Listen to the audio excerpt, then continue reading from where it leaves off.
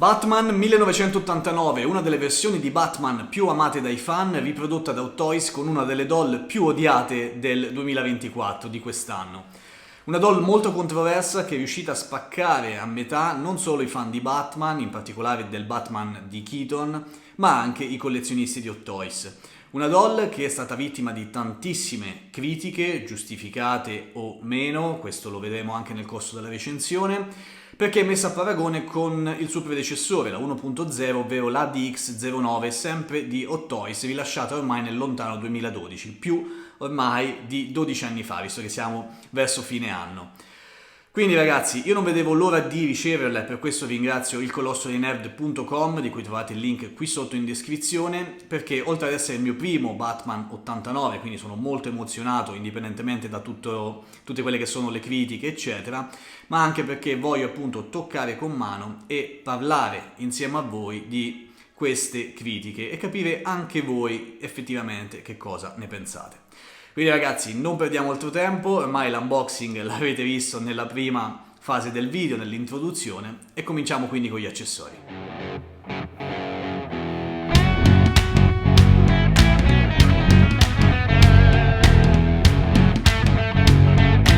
Sono tanti gli accessori in dotazione a questa versione 2.0 di Batman 89, molti dei quali erano già presenti nella DX09, ovvero la versione precedente a questa, la 1.0. Perciò cercherò di non soffermarmi troppo in questa sezione. Comincerei come al solito dalla basetta, molto semplice apparentemente dalla forma, di forma quadrata e anche molto grande, molto più grande rispetto a quello che sono abituato a vedere per le Hot Toys, esclusiva di questa versione standard perché ovviamente quella deluxe ha la base diorama.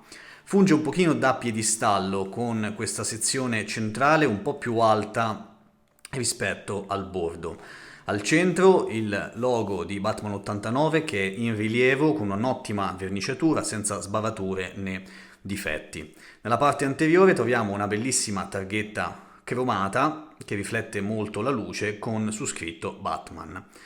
La basetta è molto grande, come dicevo, e viene coadiuvata nella sua funzione dal relativo supporto. Un supporto che sembra essere un po' più curato rispetto al solito, con questa verniciatura opaca e che è inclinato leggermente nella sua base di circa 30 gradi, perché vista la grandezza della basetta, appunto riuscirà in questo modo a far stare il Batman proprio al centro del logo. Ci sono poi i due bastoni, non so come chiamarli, questi due bastoncini che servono a Batman per tenere il mantello aperto. Andranno inseriti all'interno del mantello, ci sono delle apposite tasche che vi faccio vedere, eccole qui. Questa è una delle due ovviamente, ce n'è una per lato, possono essere inseriti in questo modo e poi tenute in mano da Batman con delle mani apposite, che vedremo fra poco, proprio per andare a simulare l'apertura del mantello dello stesso Batman. È una tecnica che è stata utilizzata anche nel film, per quanto ne so, quindi non è una strategia di Hot Toys, ma comunque sono riprodotti da quelli del film. La prima delle numerose attrezzature presenti in questo Batman 2.0 è il lanciacorde. Molto figo, molto bello nella scultura e nella verniciatura, con queste sezioni dorate, e tutto il resto invece è nero lucido, con l'impugnatura ovviamente questa che andrà inserita nell'avambraccio di Batman, che è invece di questo argento, di questo colore metallizzato. È dotata di una molla centrale perché queste due sezioni per il lancio delle corde sono mobili. E quindi anche qui massima cura del dettaglio, un accessorio che probabilmente non userò mai, ma è molto bello avere in collezione. Veniamo ora all'oggettistica più minuta, di più piccole dimensioni. Abbiamo il solito accessorio su cui non mi soffermo per la rotazione degli occhi di Batman, che vedremo dopo. La scarpa con il tacco alto di colore bianco, molto ben riprodotta, ma secondo me accessorio piuttosto inutile. Le stelle, gli shuriken o stelle ninja, anche qui ottima la cura nello sculpt e nella verniciatura, con questa sezione dorata al centro circolare, mentre tutto il resto del corpo, diciamo, della stella è ovviamente verniciato con questa verniciatura metallizzata. Molto buona la resa e sono anche piuttosto appuntite. Poi abbiamo questa sorta di dardi che in realtà da istruzioni dovrebbero essere delle sorta di bombe fumogene. io non ne ricordo l'utilizzo ragazzi, però quello dovrebbero essere. Hanno una sezione trasparente infatti qui al centro e poi la punta che invece è argentata, cromata. Molto buona la resa anche di questi dardi, che sono in realtà 3. Abbiamo poi il piccolissimo telecomando remoto per la Batmobile 89. Cercherò di zoomarvi il più possibile per mostrarvi quanta cura è stata riposta in questo logo di Batman, piccolissimo ma super dettagliato, così come in questa sezione con tutta questa puntinatura cromata. Buona anche la resa del back e l'impugnatura. Abbiamo poi un altro accessorio abbastanza piccolino che è il detonatore. Anche qui una serie di numeri 0101010, massima cura anche per i vari componenti con la verniciatura dorata in queste che sembrano essere delle viti e nella varia componentistica che va a ricreare questo detonatore. Buona la verniciatura, buono lo sculpt e ottimo il realismo, anche con questo filo realizzato in plastica morbida che è appena mobile, però anche qui si nota comunque la cura nel dettaglio. Molto ben riprodotto è anche il Batarang cablato in questo caso, sia nella struttura sia nella forma, con spigoli ben appuntiti, così come le due estremità appuntite e con questa verniciatura cromata, sia nella verniciatura stessa, nero opaca, con questi dettagli che vanno a rendere il tutto molto più simile a quello reale, quello utilizzato nel film. È tenuto insieme alla corda tramite un nodino, cordino anche abbastanza lungo, con all'altra estremità un anello in metallo. Abbiamo poi il rampino, un accessorio fondamentale per un Batman che si rispetti, molto ben verniciato e dettagliato, con il corpo nero opaco come al solito, punta dorata e asta invece cromata. Ha la particolarità, oltre alla possibile estensione dell'impugnatura in questo modo, con questa parte che comunque è un po' forse lenta, bisogna fare attenzione a non utilizzarla troppo, può essere suddiviso in 2 sezioni, molto semplicemente, per andare poi a, tramite questo accessorio, applicarlo al cinturone, una cosa che non credo che farò mai, ma comunque c'è la possibilità appunto tramite l'utilizzo di questo accessorio di andarlo ad applicare in questo modo al cinturone di Batman.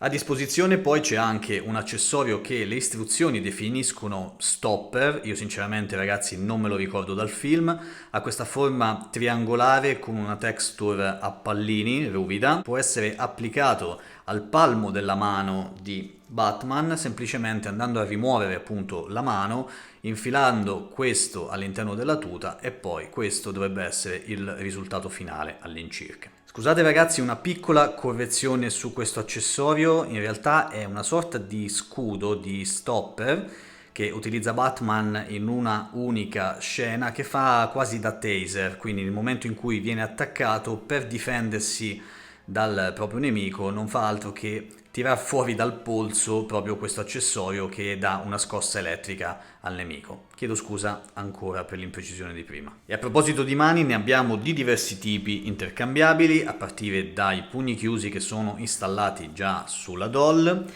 Poi abbiamo varie prese, questa ad esempio per gli stick per il mantello, un palmo aperto mano sinistra, e altre mani che possono servire appunto ad utilizzare i vari accessori. In quanto a qualità mi piace molto la resa della pelle, è ovviamente plastica ragazzi, ma la scultura è molto lucida, dà molto il senso della pelle. I dettagli, queste striature sia sulle dita che sul dorso e soprattutto i puntini che sono sul palmo, che non sono semplicemente verniciati ma sono in rilievo, quindi sono scolpiti proprio sul palmo. Quindi buona la resa e soddisfatto di queste mani intercambiabili. E per finire con questa sezione accessori abbiamo gli oggetti della polemica su questo Batman 89, almeno uno di quelli, ma ne parleremo fra pochissimo quando vedremo la doll, i visi intercambiabili, o meglio le parti visibili dei visi intercambiabili. Abbiamo questo insanguinato con appunto i vari tagli, ferite, la cui resa secondo me è ottima dal punto di vista visivo, le ferite non sono in rilievo ovviamente ma soltanto verniciate, e il sorrisetto con i denti visibili, la cui resa secondo me è ottima, così come il colore della pelle. Poi questo invece è quello incriminato, ovvero la bocca leggermente aperta con queste labbra e questa bocca che, vedendola anche di persona, secondo me sono totalmente sbagliate, danno la sensazione, non tanto i denti quanto secondo me la forma della bocca è proprio della parte sotto il naso, non so come dire, che fa somigliare questa bocca a un coniglio o comunque a un Ronaldinho, insomma, queste sono le accuse che sono state fatte a questo Batman 89. Poi ovviamente la vedremo anche montata sulla doll, questa faccia, e vedremo insomma quale sarà la resa finale. Ed eccoci al momento dell'analisi della doll, ma non prima di una doverosa premessa. Devo ripetere che non sono in possesso della versione precedente di questo Batman 89, ovvero della 1.0, la Hot Toys DX09. Ho visionato diverse immagini di quella doll, mi sono studiato un pochino quelle che potrebbero essere le differenze con questa 2.0 e quindi, sebbene cercherò di essere il più oggettivo possibile, sappiate appunto che non sono in possesso della doll, quindi non potrò confrontarle uno a uno. Quindi cominciamo con il cappuccio, dove già si vedono le prime differenze. La 1.0 aveva una somiglianza secondo me maggiore dal punto di vista del volto, della parte visibile che si vede dal cappuccio, ma qui vedo una struttura del cappuccio notevolmente migliorata. Anche gli occhi mi piacciono tanto di più, li trovo più espressivi, più veri, ma la parte della bocca secondo me lascia un pochino a desiderare, salvo se non si guarda il Batman appunto da delle angolazioni specifiche come questa all'incirca 30-45 gradi. Ovviamente il movimento degli occhi aiuterà tantissimo in questo, fra poco ve lo mostro, vi mostro come funziona, e anche la parte terminale del cappuccio sembra che siano forse un po' troppo lunghe queste orecchie del cappuccio, però questa forse è una mia impressione. Buona la resa del logo di Batman, che trovo abbastanza realistica, abbastanza fedele al film, con questo giallo e ovviamente il logo nero. Per andare a rimuovere il cappuccio basta semplicemente fare una piccola pressione in questo senso ed ecco qui che viene via. Allora, la 1.0 aveva la possibilità di ruotare gli occhi andando a rimuovere una parte qui dietro la nuca del cappuccio. In questo caso invece il pers va a essere utilizzato tramite i joystick che sono presenti qui, un po' scomodi, si può usare sia l'attrezzino che ci fornisce Hot Toys, sia con le dita e si fa, secondo me, notevolmente meglio. Quindi già andando a ruotare un pochino gli occhi lateralmente, l'espressione del viso cambia e qualcosa va a migliorare, almeno a parer mio. Per quanto riguarda invece la sostituzione delle bocche, qui ho le altre due, non c'è il magnete, quindi non potrete fare semplicemente un movimento del genere. Certo, adesso io un pochino l'ho allentato, quindi andando a fare un po' di pressione viene via, ma c'è una sorta di peg all'interno, quindi con il dito basta spingerlo un po' oltre, si allenta e quindi potrete tranquillamente rimuoverlo. Andiamo a vedere prima la bocca, quella più incriminata, quella che, come vi dicevo nella sezione accessori, ha scatenato le ire dei fan. Fatemi sistemare un attimo questi occhi perché lo renderebbero ancora più inguardabile. Questa è la bocca che è assolutamente stata, secondo me, cannata da Hot Toys. Una bocca che non lo fa somigliare assolutamente a Keaton, anche da altre angolazioni, cioè non è tanto secondo me i denti, forse sì un po' sporgenti leggermente, ma quanto le labbra e tutto il complesso della bocca che secondo me sono completamente sbagliati. Ecco che poppa via. Invece quello più azzeccato è anche quello più probabile che metterò in una posa finale, è questo qui insanguinato. Qui già l'espressione di Keaton viene colta meglio per quanto mi riguarda e assume tutta un'altra espressività e tutto un altro realismo e tutta un'altra somiglianza rispetto a quello che è il Keaton di quella particolare scena del film. Comunque ragazzi, adesso invece ad essere soggettivo, quindi qui entra in gioco la parte soggettiva, il Peppe Varca soggettivo, E questa cosa, questo confronto lo farò, questa dualità di oggettività e soggettività la farò anche per tutto il corso della recensione che poi è comunque sempre un mio parere anche personale. Io mi ritengo abbastanza soddisfatto di questo Headsculpt. Per me, che non ho la versione precedente, comunque è sempre molto di impatto vedere un Batman del genere. Se non sto a focalizzarmi su i centimetri o i millimetri o su una barba più o meno folta, su una bocca più o meno carnosa e quant'altro, a me comunque ricorda Keaton, una vaga somiglianza che per il mio modo di collezionare, il mio modo di vedere le cose, a me piace molto. Ora, comunque, spostiamoci invece sul resto della doll. Il mantello ha una doppia fase, all'interno è in tessuto, un tessuto molto morbido, mentre all'esterno sembra essere in pleather, ma spero di sbagliarmi. Ci sono varie cuciture in vista ed è ovviamente cablato nei punti giusti. Il cablaggio sembra essere piuttosto buono, credo che permetta di fare le pose che vogliamo, anche le pose un po' più dinamiche con il mantello svolazzante, anche se non è particolarmente rigido. Poi dovrebbe cadere, adesso sto tenendo la doll orizzontale, ma comunque tenendola in verticale dovrebbe cadere secondo me, come visto nel film, in modo un po' più appunto verticale, scusate il gioco di parole, un po' più verso, cioè con una linea verticale, mentre il cablaggio fa sì che non rimanga proprio per bene, insomma, a meno che non andiamo a sfruttare degli escamotage tipo questo. Però è un po' così, infatti ho visto che molti customer la prima cosa che hanno fatto è stata proprio sostituire il mantello. A me sinceramente non dispiace, volendo può essere anche rimosso andando a togliere la testa, in questo modo, semplicemente sollevandolo, e può essere quindi sostituito nel caso vogliate farlo. Poi passiamo invece alla tuta. Innanzitutto le proporzioni mi sembrano molto buone. Proporzioni credo che siano più che giuste, più che veritiere, più che reali e forse migliori, è un po' più grosso rispetto al suo predecessore, la DX09. Ho notato una asimmetria nel bicipite, non so se è un difetto della mia doll, del bicipite sinistro che è un po' più, diciamo, normale. Qui invece sembra che abbia usato il Synthol, l'olio per gonfiare i muscoli, però dai, piccolezze. Quello che non è una piccolezza invece è la texture di questo costume, che è troppo texturizzata. Il costume di Batman 89 era praticamente liscia, non era assolutamente in questo modo e qui è stata completamente sbagliata la texture.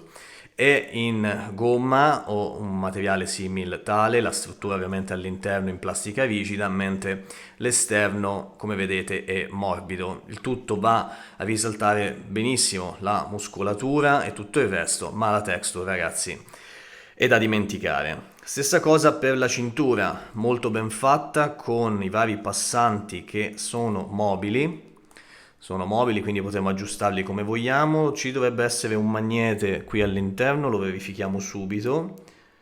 Sì, per andare ad applicare il... eccolo qua, si muove. Per andarvi ad applicare il rampino, cosa che non farò. E il colore di questa cintura è comunque troppo brillante, è un giallo che quasi va a richiamare il logo di Batman, ma anche questo è sbagliato perché nel film era di un giallo più dorato, un giallo ocra, un giallo un po' più scuro, ok? Quindi anche qui purtroppo non ci siamo. Nella parte posteriore niente da dire, a parte la solita texture del costume che secondo me è improponibile. E bisognerà fare un pochino d'attenzione, la cintura credo che si possa rimuovere perché sono due pezzi attaccati, spero che metta a fuoco la telecamera, si può rimuovere nel caso in cui volessimo passargli un po' di prodotto per preservare la gomma, cosa che senza dubbio farò, però adesso ragazzi non voglio rischiare, lo farò off camera nell'eventualità.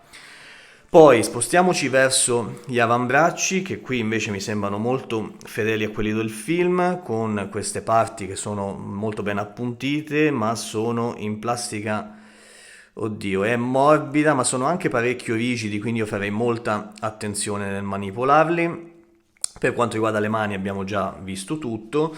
E per la parte bassa invece solito problema della texture della tuta, mentre per il resto io non vedo problemi di nessun tipo, anzi è molto buona la resa di tutto quanto, soprattutto di questi stivali che sembrano essere... Ah, a proposito, mi sembra proprio che Keaton affermò di indossare delle Nike, infatti la forma stavo per dire che sembra quella, e vengono riproposte molto bene le scarpe, gli stivali con questa texture molto lucida e liscia, e qui anche nulla da dire, così come per gli avambracci. Adesso io andrei a vedere un attimo le articolazioni, vediamo se in termini di mobilità rende abbastanza. Partiamo dalla testa, comunque il corpo in gomma aiuta tantissimo. La testa può essere piegata fino a qui più o meno, cerco di tenere fermo il torace per mostrarvi solo il movimento della testa, all'indietro più o meno fin qui, però va a scoprire questa parte, quindi non mi piace tantissimo. Può ruotare, ma ovviamente in modo limitato visto il cappuccio, e muoversi anche lateralmente, anche qui di pochino.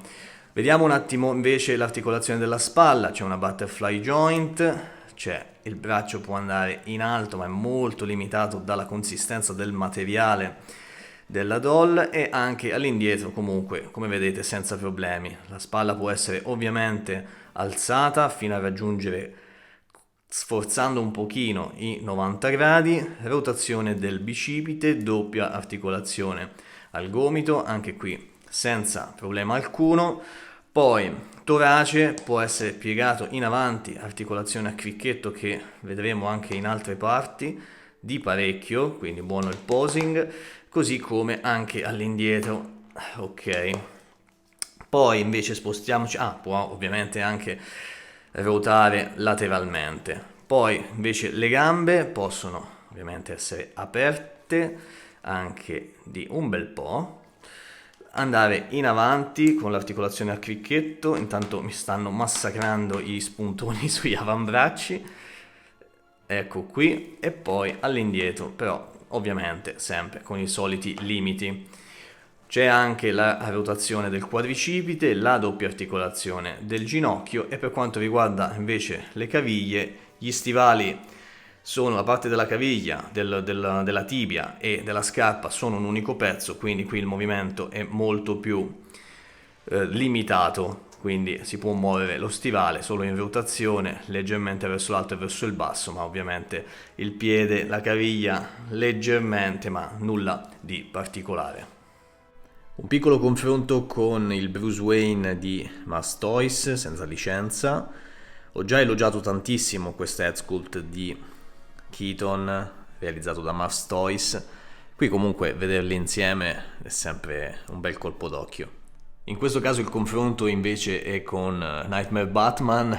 Il confronto non regge perché il Batfleck è veramente gigantesco, più alto, più grosso, mastodontico, e lì spunta un Superman di Hot Toys, Black Superman, in double pack con questo Nightmare Batman.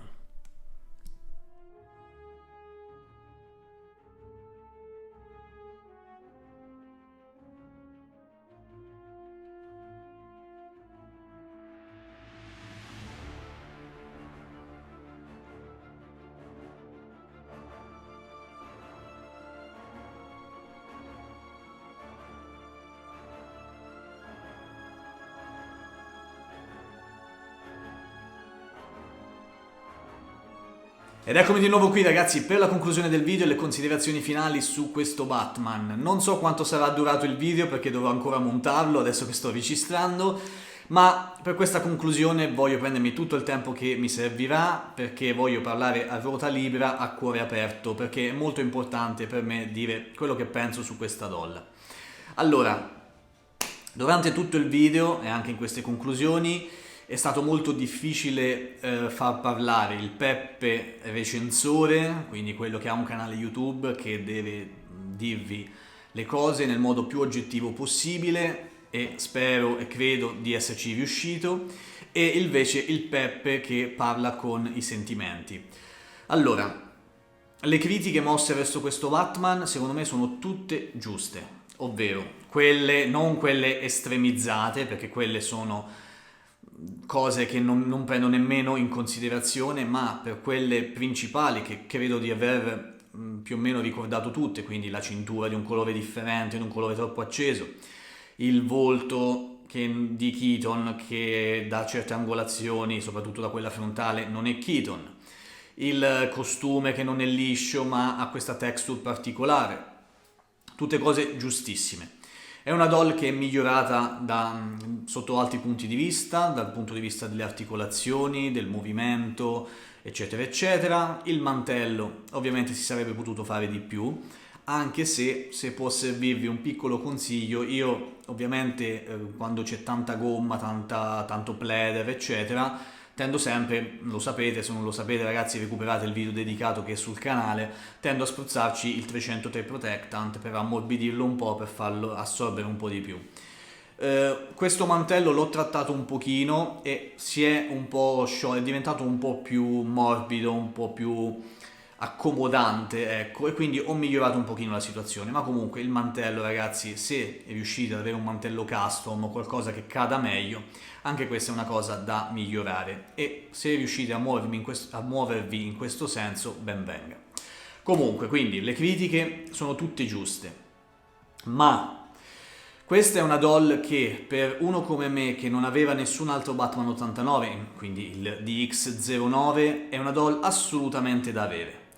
È una doll che quando entri in stanza spicca in mezzo a tutte le altre. È una doll imponente, è un Batman 89 che per estetica è uno dei miei preferiti. Quindi è una doll che se non avete la DX09 non dovete avere remore e dovete assolutamente prenderlo, a meno che voi non vogliate recuperare proprio la DX09 se è in buone condizioni. Parliamo comunque di una doll di 12 anni fa che si difende benissimo, non so a livello di materiali in che condizioni potreste trovarlo, ma comunque se riuscite a prendere questa doll secondo me ne vale veramente la pena. È una doll che a me personalmente emoziona lo stesso, perché non ricerco, almeno nel mio modo di collezionare, anche se questo tipo di collezionismo mi rendo conto che punta verso quella direzione, non ricerca la perfezione e non la troverebbe mai, per appunto le cose che ho detto prima. Ma a me personalmente, che io colleziono in questo modo e non mi importa tantissimo che sia effettivamente uguale, identico a Keaton, che non abbia il colore della cintura completamente identico a quello che era quello del film. So che molti di voi mi criticheranno per quello che sto dicendo, però ragazzi io vi dico quello che penso. Per me è una doll super valida e validissima, è bellissima, è imponente, i materiali sono buoni al tatto, spero che durino anche il più possibile. Non lo so, raga, a me piace tanto e mi emoziona, cosa che invece non fanno altri tipi di doll, altre doll che ho in collezione, o lo fanno meno. Quindi, è una doll perfetta? Assolutamente no. È una buona doll? Sì. È una doll che è il più fedele possibile al Michael Keaton e al Batman 1989? No, non lo è. Per quello forse sarebbe meglio la DX09. Quindi raga, in sostanza, se, secondo me, poi fate come volete, se non avete un Batman 89 optate per questo, perché è una scelta validissima e secondo me vi emozionerà, vi piacerà. Se riuscite a trascurare quei dettagli, quelle minuzie, che poi alla fine minuzie non sono per tanti, ma potrebbero esserlo per tanti altri, se riuscite a trascurare quelle minuzie, allora andate per questa doll. Altrimenti optate per la DX09. Oppure questa con qualcosa di custom, il mantello, la parte della faccia, però cambiare tutta la texture del costume, ragazzi, se siete dei perfezionisti e lo volete completamente liscio, scordatelo. Anche la DX09 aveva una texture che però era meno spugnosa di questa lo è ancora di più. Quindi mi auguro che Hot Toys comunque faccia un'altra versione del Batman 89, magari non fra 12 anni ma un pochino prima. Io per il momento sono super soddisfatto di questo acquisto, non me ne sono pentito per niente e sapete che non tendo a difendere i miei acquisti, ho tanta roba che ho criticato tantissime volte. Quindi raga, mi sono prolungato tantissimo, mi dispiace, ma era giusto secondo me dare questi appunti, scusate, per essere preciso e dire quello che penso. Detto questo, se vi è piaciuto il video mettete mi piace, iscrivetevi al canale, ci vediamo come sempre al prossimo video. Ciao raga, a presto!